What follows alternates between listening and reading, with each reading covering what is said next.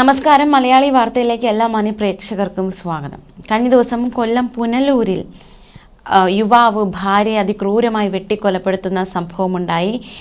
ഈ സംഭവവുമായി ബന്ധപ്പെട്ട് ആ വ്യക്തിയുടെ ഫോട്ടോ അടക്കം പുറത്തു വന്നിട്ടുണ്ട്. കലയനാട് ചരുവിള വീട്ടിൽ ശാലിനിയാണ് സ്വന്തം ഭർത്താവിൻ്റെ കൈയാൽ അതിക്രൂരമായി കൊല്ലപ്പെട്ടത്.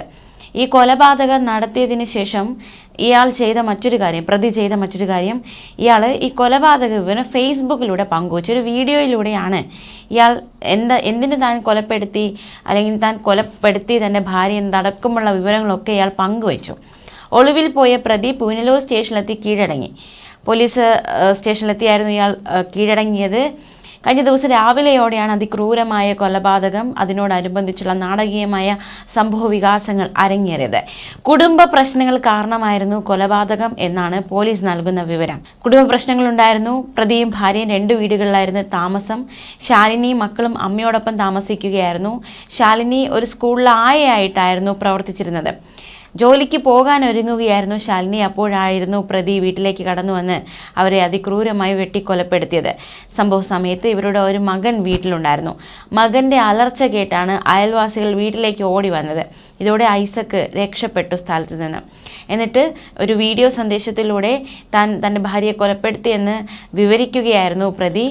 ഈ വീഡിയോയിൽ ഐസക്ക് പറഞ്ഞത് ഇപ്രകാരമാണ്: ഞാൻ ഭാര്യയെ കൊന്നുകളഞ്ഞു. ഞാൻ അറിയാതെ ശാലിനി സ്വർണങ്ങൾ പണയം വെച്ചു. ഞാൻ കൊടുത്ത മോതിരവും പണയം വെച്ചു. പറഞ്ഞതനുസരിച്ചില്ല. എനിക്ക് 2 മക്കളാണ്. അവർക്കൊന്നും വിഷമമുണ്ടാകില്ല. ഭാര്യയ്ക്ക് ആഡംബര ജീവിതം നയിക്കണം. ഉണ്ടാക്കിയ മുതലുകളെല്ലാം നശിപ്പിച്ചു. അവൾ അമ്മയോടൊപ്പം താമസിക്കുകയാണ്. കഷ്ടപ്പെട്ടുണ്ടാക്കിയ വീട്ടിലാണ് ഞാൻ താമസിക്കുന്നത്. ഭാര്യ ആ വീടും ആവശ്യപ്പെടുകയാണ്. ഏതോ ജോലിക്കാണ് ഇപ്പോൾ പോകുന്നത്. എൻ്റെ ഭാര്യയ്ക്ക് ജോലിക്ക് പോകേണ്ട ആവശ്യമില്ല. പാർട്ടിയിലും അവൾ പ്രവർത്തിക്കുന്നുണ്ട്. അതും എനിക്കിഷ്ടമില്ല. പാർട്ടിയിലുള്ളവർ അവർക്ക് പിന്തുണ കൊടുത്തിരുന്നു. 86,000 രൂപയ്ക്കാണ് പണയം വെച്ചത്. അത് എന്ത് ചെയ്തെന്ന് അറിയില്ല. വീണ്ടും 20,000 രൂപയ്ക്ക് പണയം വെച്ചു. എന്തിനീ പണയം വയ്ക്കുന്നു അതൊന്നും ഐസക്കിന് അറിയില്ല എന്നതടക്കമുള്ള കാര്യങ്ങളാണ് ഈ ഒരു വീഡിയോ സന്ദേശത്തിൽ പറഞ്ഞിരിക്കുന്നത്. അതിക്രൂരമായിട്ട് ഭാര്യയെ കൊലപ്പെടുത്തിയത് ഈ ഒരു ധൂർത്ത് ജീവിതം, അല്ലെങ്കിൽ ഇത്തരത്തിൽ പറയുന്നതൊന്നും അനുസരിക്കുന്നില്ല, മാത്രമല്ല സ്വർണങ്ങൾ പണയം വയ്ക്കുന്നു, ഇത്തരത്തിൽ ആരോപണങ്ങൾ, ആഡംബര ജീവിതം നയിക്കണം ഭാര്യയ്ക്ക്, അതുകൊണ്ട് താൻ കൊലപ്പെടുത്തി എന്നതടക്കമുള്ളൊരു വിശദീകരണമാണ് പ്രതിയുടെ ഭാഗത്തു നിന്നും ഉണ്ടായിരിക്കുന്നത്. എന്തായാലും അതിക്രൂരമായ ഒരു കൊലപാതകമാണ് സംഭവിച്ചിരിക്കുന്നത്. സ്വന്തം മകൻ്റെ മുന്നിൽ വെച്ചിട്ടാണ് തൻ്റെ ഭാര്യയെ ഇയാൾ അതിക്രൂരമായി കൊലപ്പെടുത്തിയത്. എല്ലാം കണ്ടുകൊണ്ട് അടുത്ത് മകനുണ്ടായിരുന്നു. ആ മകൻ്റെ മാനസികാവസ്ഥ നമുക്ക് ചിന്തിക്കാവുന്നതിലും അപ്പുറമാണ്. തീർച്ചയായിട്ടും അതിക്രൂരമായൊരു കൊലപാതകമായി പോയി എന്ന് തന്നെ പറയേണ്ടിയിരിക്കുന്നു. ഇത്തരത്തിൽ കൊലപ്പെടുത്താൻ ഇയാൾക്ക് സാധിച്ചു എന്നതും ഏറ്റവും ശ്രദ്ധേയമാണ്. എന്തായാലും പ്രതി കീഴടങ്ങി എന്നത് തന്നെയാണ് ഏറ്റവും ആശ്വാസകരമായ കാര്യം. പ്രതി ഒളിവിൽ പോകാൻ ശ്രമിച്ചില്ല, കീഴടങ്ങുകയുണ്ടായി. അതുകൊണ്ട് തന്നെ മറ്റ് പ്രതിയെ കണ്ടെത്തുക എന്ന സങ്കീർണതയിലേക്കൊന്നും കാര്യങ്ങൾ എത്തിയില്ല. ഇനി നമുക്ക് മറ്റൊരു വാർത്തയിലേക്ക് കൂടി പോകാം. ഹോട്ടൽ മുറിയിൽ കാമുകിയെ കൊലപ്പെടുത്തിയ കേസിലെ പ്രതി പ്രവീണിന് ജീവപര്യന്തം ശിക്ഷ. 1 ലക്ഷം രൂപയും പിഴ വിധിച്ചിരിക്കുകയാണ്. കാട്ടാക്കട വീരണകാവ് സ്വദേശി ഗായത്രിയാണ് കൊല്ലം സ്വദേശി പ്രവീൺ അതിക്രൂരമായി കൊലപ്പെടുത്തിയത്. ഗായത്രിയുമായി ബന്ധം സ്ഥാപിക്കുമ്പോൾ ഇയാൾ വിവാഹിതനും 2 കുട്ടികളുടെ പിതാവുമായിരുന്നു. 2021 തിരുവനന്തപുരം വെട്ടുകാട് പള്ളിയിൽ വെച്ച് ഇവർ വിവാഹിതരായി. 2022 മാർച്ച് 5 തമ്പാനൂർ അരിസ്റ്റോ ജംഗ്ഷന് സമീപമുള്ള ഹോട്ടലിൽ മുറി വാടകയ്ക്കെടുത്ത് ഗായത്രി അവിടേക്ക് കൊണ്ടുവന്നു. വൈകുന്നേരം 5 മണിയോടെ മുറിക്കുള്ളിൽ വെച്ച് ഗായത്രി ധരിച്ചിരുന്ന ചുരിദാറിന്റെ ഷോൾ ഉപയോഗിച്ച് കഴുത്തിൽ ചുറ്റി വലിച്ച് ശ്വാസം മുട്ടിച്ച് അതിക്രൂരമായി കൊലപ്പെടുത്തുകയായിരുന്നു. സാഹചര്യ തെളിവുകളുടെയും ശാസ്ത്രീയ തെളിവുകളുടെയും അടിസ്ഥാനത്തിലാണ് പ്രതി കുറ്റക്കാരനാണെന്ന് കോടതി കണ്ടെത്തിയത്. തമിഴ്നാട് തിരുവണ്ണാമലയിലെ ജ്വല്ലറിയിലേക്ക് പ്രവീണിന് സ്ഥലം മാറ്റം കിട്ടുന്നു. അവിടേക്ക് പോകുന്നതിന് മുമ്പ് പ്രശ്നങ്ങൾ തീർപ്പാക്കാനെന്ന് പറഞ്ഞ് ഗായത്രി വിളിച്ചു വരുത്തി.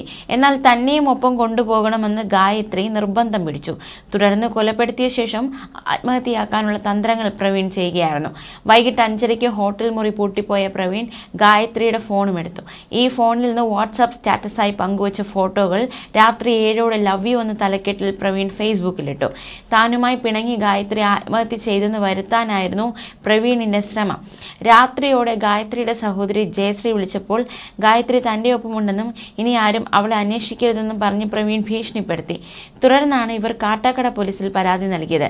കൊലപാതകത്തിന് ശേഷം ബസ്സിൽ പരവൂരിലേക്ക് മടങ്ങിയ പ്രവീൺ രാത്രി 12:30 ഹോട്ടലിൽ വിളിച്ച് ഗായത്രി മരിച്ചു കിടക്കുന്ന കാര്യം അറിയിക്കുകയായിരുന്നു. എന്തായാലും നിയമവിദഗ്ധർ പറയുന്നത് ഡിജിറ്റൽ തെളിവുകളും ശാസ്ത്രീയ തെളിവുകളും ഈ കേസിൽ ഏറ്റവും നിർണായകമായി മാറിയെന്നാണ്. ഇത് കണ്ടെത്താതിരുന്നെങ്കിൽ കേസിന്റെ ഭാവി മറ്റൊന്നാകുമായിരുന്നു എന്നായിരുന്നു നിയമവിദഗ്ധർ പറയുന്നത്. അന്നത്തെ ഫോർട്ട് AC-യും നിലവിൽ ക്രൈംബ്രാഞ്ച് ആസ്ഥാനത്തെ DYSP ഷാജി, അന്നത്തെ തമ്പാനൂർ CI, നിലവിൽ തിരുവനന്തപുരം ക്രൈംബ്രാഞ്ച് സാമ്പത്തിക കുറ്റാന്വേഷണ വിഭാഗം detective inspector S. Sanoj, Thampanoor SI-യും നിലവിൽ state special branch sub inspector VS Ranjith, നിയമം SI M. Subin, crime branch Thiruvananthapuram range ഓഫീസിലെ SPO RS സനൂജ് എന്നിവരുടെ സംഘമാണ് പ്രതി അന്ന് അതിസാഹസികമായി പിടികൂടിയത്. പിഴ ഒടുക്കിയില്ലെങ്കിൽ 1 വർഷം അധിക തടവ് അനുഭവിക്കണം. 5ാം അഡീഷണൽ സെഷൻസ് ജഡ്ജി സിജു ഷേഖാണ് ശിക്ഷ വിധിച്ചത്. തലസ്ഥാനത്തെ പ്രമുഖ ജുവലറിയിലെ റിസപ്ഷനിസ്റ്റ് ആയിരുന്നു ഗായത്രി. തമ്പാനൂർ ലോഡ്ജിലാണ് ഇവരെ അതിക്രൂരമായി കൊലപ്പെടുത്തിയത്. മുൻ സ്വകാര്യ ബസ് കണ്ടക്ടർ കൂടിയാണ് ഇയാൾ. ഇതേ ജുവലറിയിലെ ഡ്രൈവറായിട്ട് പ്രവർത്തിക്കുകയായിരുന്നു പ്രവീൺ. അതിനിടയിലാണ് ഇരുവരും പ്രണയത്തിലാകുന്നത്. 2022 മാർച്ച് 7 മുതൽ ഇയാൾ ജയിലിലാണ്. ഇതിനിടയിൽ ഇയാളുടെ ജാമ്യ ഹർജി പ്രിൻസിപ്പൽ ജില്ലാ സെഷൻസ് കോടതി തള്ളിയിരുന്നു. പ്രവീണിന്റെ ആദ്യ വിവാഹ ബന്ധം വേർപ്പെടുത്തിയ ശേഷം കൂടെ കൂട്ടാമെന്നത് കൂട്ടാക്കാതെ പ്രവീൺ ട്രാൻസ്ഫറായ തിരുവണ്ണാമലയ്ക്ക് പ്രവീണിനൊപ്പം ചെല്ലുമെന്ന് ശടിച്ചു. അനുനയിപ്പിച്ചു മടക്കി അയക്കാൻ ശ്രമിച്ചത് കൂട്ടാക്കാതെ ഗായത്രി പ്രവീണുമായുള്ള രഹസ്യ വിവാഹ ഫോട്ടോ നവമാധ്യമങ്ങളിൽ സ്റ്റാറ്റസ് ഇട്ട വിരോധം, ഇതെല്ലാമാണ് ഇയാൾ ഈ ഒരു ക്രൂരകൃത്യത്തിലേക്ക് നയിക്കപ്പെട്ടത്. എന്തായാലും ഈ പ്രോസിക്യൂഷന് വേണ്ടി അഡീഷണൽ പ്രോസിക്യൂട്ടർ രാജേഷാണ് ഹാജരായത്.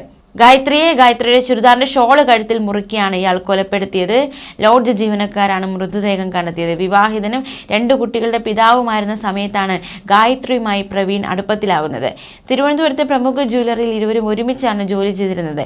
ഇക്കാലത്ത് പ്രണയത്തിലായ ഇരുവരും 1 വർഷം മുമ്പ് ബന്ധുക്കൾ അറിയാതെ പള്ളിയിൽ വെച്ച് വിവാഹിതരായി. സംഭവം പ്രവീണിന്റെ വീട്ടുകാരും ജ്വല്ലറി ജീവനക്കാരും അറിയുകയും പ്രവീണിന്റെ ഭാര്യയും ബന്ധുക്കളും ജ്വല്ലറിക്കാരെ അറിയിക്കുകയും ചെയ്തതോടെ ഗായത്രി ജ്വല്ലറി ജോലി ഉപേക്ഷിച്ചു. എങ്കിൽ ഇവർ തമ്മിലുള്ള ബന്ധം തുടർന്നു. ഗായത്രി വീടിനടുത്തുള്ള ജിംനേഷ്യത്തിൽ ട്രെയിനറായി. സംഭവത്തിന് 1 ആഴ്ച മുമ്പ് പ്രവീണിനെ തമിഴ്നാട്ടിലെ തിരുവണ്ണാമല ഷോറൂമിലേക്ക് സ്ഥലം മാറ്റി. ജ്വല്ലറിക്കാർ വെള്ളിയാഴ്ച യാത്രയയപ്പ് നൽകി. ഞായറാഴ്ച അവിടേക്ക് പോകാൻ തീരുമാനിച്ചിരിക്കുകയായിരുന്നു. തമ്പാനൂർ പോലീസ് കസ്റ്റഡിയിൽ ചോദ്യം ചെയ്ത് രേഖപ്പെടുത്തിയ പ്രവീണിന്റെ കുറ്റസമ്മത മൊഴി ഇപ്രകാരമാണ് ഉള്ളത്. ന്യൂസ് ഡെസ്ക് മലയാളി വാർത്ത.